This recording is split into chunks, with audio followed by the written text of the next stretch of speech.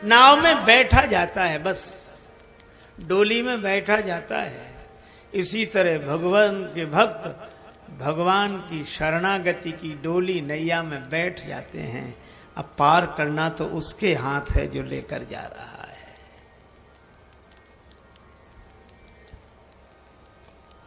रथ में बैठे हुए लोग धर्मात्मा हैं। धर्म रथ का वर्णन है मानस में।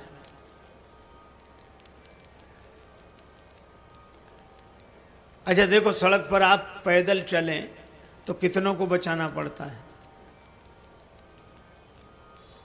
स्कूटर, मोटरसाइकिल, तांगा, रिक्शा, इनको बचाओ, फिर अपनी साइड चलो।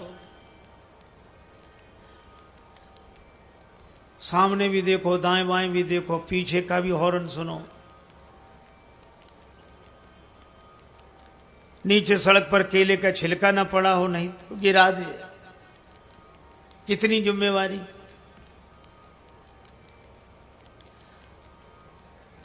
एक आदमी था, सिर झुकाकर चलता था, किसी से भी टक्कर हो जाए, और टक्कर हो जाती तो सिर उठाकर कहता कि बड़े गधे हो। लोग हंसते थे कि खुद टक्कर मारता, हमें गधा बोलता है। एक दिन सिर झुकाए जा रहा था, गधे से ही टक्कर हो गई, तो सिर उठाकर बोला बड़े, और जो देखा कि गधा है, तो बोले अब आप तो आप ही हो, आपसे क्या कहना। अरे और तो और, कभी कभी ऊपर देखकर भी चलो।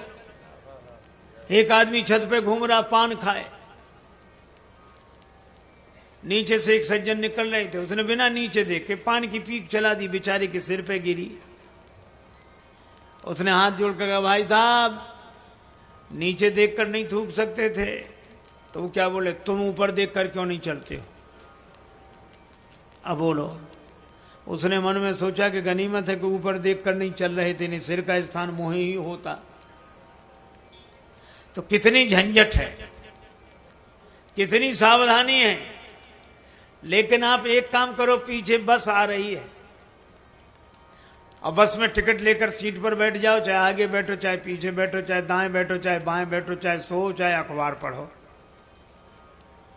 अब आपकी कोई जिम्मेवारी नहीं। अब जिम्मेवारी तो उसकी है जो गाड़ी चला रहा है। इसी तरह भगवान की शरणागति रूपी बस में विश्वास का टिकट लेकर श्रद्धा की सीट पर बैठ जाओ, फिर आपकी कोई जिम्मेवारी नहीं। अब जिम्मेवारी तो उसकी है। एक बार दो बड़े संपन्न श्रीमंत सेठ बैठे थे, आपस में चर्चा हुई। एक बोला हमारा नौकर बड़ा मूर्ख है, दूसरा बोला हमारे नौकर से ज्यादा मूर्ख नहीं हो सकता। तो पहले वाला बोला नमूना देखोगे? उसने अरे इधर आओ, बुलाया, 10 रुपए दिए, जाओ बाजार से टेलीविजन ले आओ 10 रुपए में। और वो 10 रुपए लेके चला गया टेलीविजन लेने। उसने अपने मित्र का देखा, इसका ये 10 रुपए में टेलीविजन लेने जा रहा। दूसरा बोला कि अब हमें अपने नौकर का नमूना दिखाने का अवसर दो। हाँ, उसने अपने नौकर को बोला इधर आओ। हाँ कहिए साहब।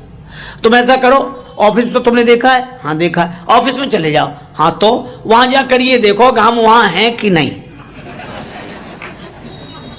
और दूसरा भी चला गया।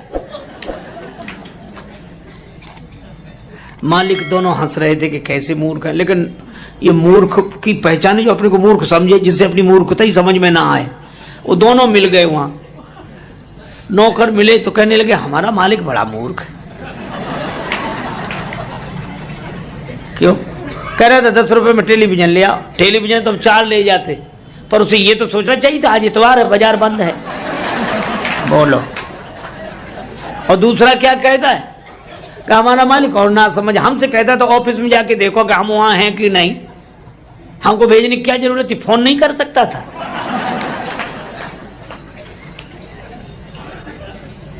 दोनों ही नहीं समझ रहे।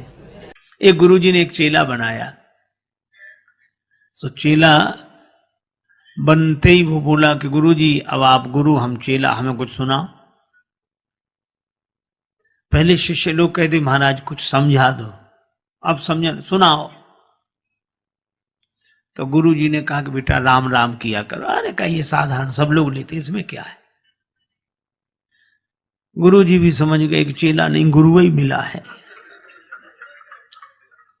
तो गुरुजी ने कहा बेटा रामायण, रामचरितमानस, रामायण और सब, उन्हें यह भी साधारण चीज, सब लोग गाते हैं, रामायण में क्या है, ऊंचा सुनाओ, ऊंची बात। गुरुजी ने कहा फिर गीता, हाँ ये कुछ चलेगी। तो गुरुजी बोले महात्मा आज सुनाते हैं, गीता कल सुनाएंगे, महात्मा ही सुनाओ।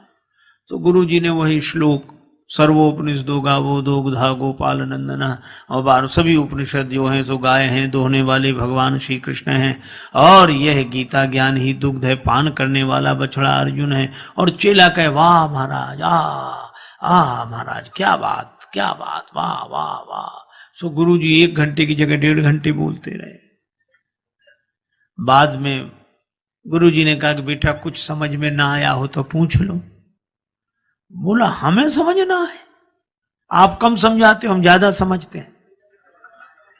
गुरुजी ने मन ही मन कहा कि हम ही नहीं समझ पाए पहले तुम्हें, लेकिन फिर भी कहा कि हम गुरुजी हैं तो कुछ तो पूछ लो, गुरु होने की कुछ। अच्छा तो और सब समझ में आया, एक एक अक्षर समझ में, एक जरा सी बात समझ में नहीं आई। गुरुजी बोले वो क्या? बोले आप बार बार कहते थे दो गधा गोपाल नंदना, तो ये 2 गधा कौन थे? बोलो। सो गुरुजी ने माथा पीटा।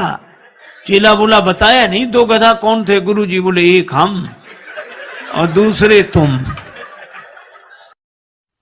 जिन विचारों के पास संपत्ति नहीं होती वे सोचते हैं कि संपत्ति होए तो हम सुखी हो जाएं।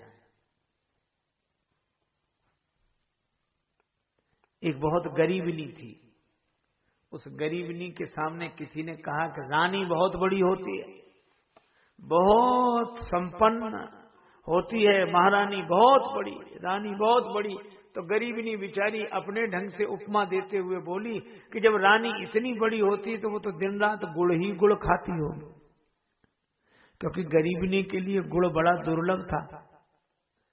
तो हमें जो चीज दुर्लभ होती उसी को हम महत्व देते हैं, संपत्ति नहीं।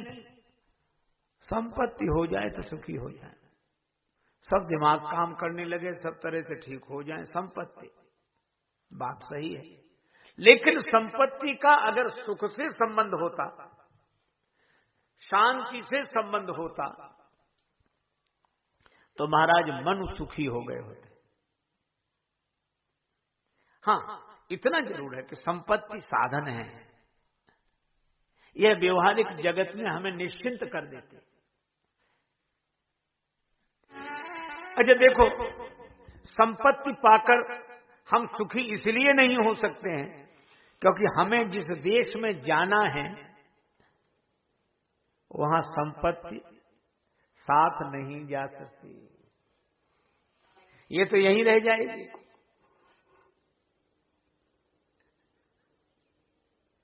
तो हम सुखी कैसे होंगे? सब यहीं छूट जाएगा। मनुष्य दिन की सोच काल जब आएगा, मनुष्य दिन की सोच काल जब आएगा, रे मत वाले मूड संग क्या जाएगा, रे मत वाले मूड संग क्या जाएगा। श्वासा के आने जाने का क्रम जब टूटेगा, श्वासा के आने जाने का क्रम जब टूटेगा, तो बरसों में जोड़ा जो वो क्षण में छूटेगा, जो बरसों में जोड़ा था वो क्षण में छूटेगा। बोल तू क्या कर पाएगा, बोल तू क्या कर पाएगा।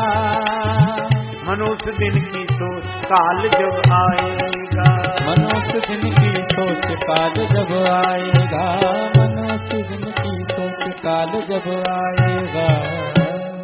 देखो भैया, संसार की जितनी चीजें हैं सब यहीं छूटेंगी,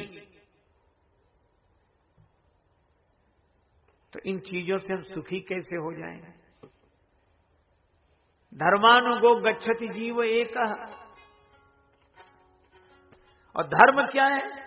श्री तुलसीदास जी महाराज विनय पत्रिका में कहते हैं, राम को सुमिरिबो सब विधिहु को राज रे, और राम को विसारिबो निषेध सिर ताज रे।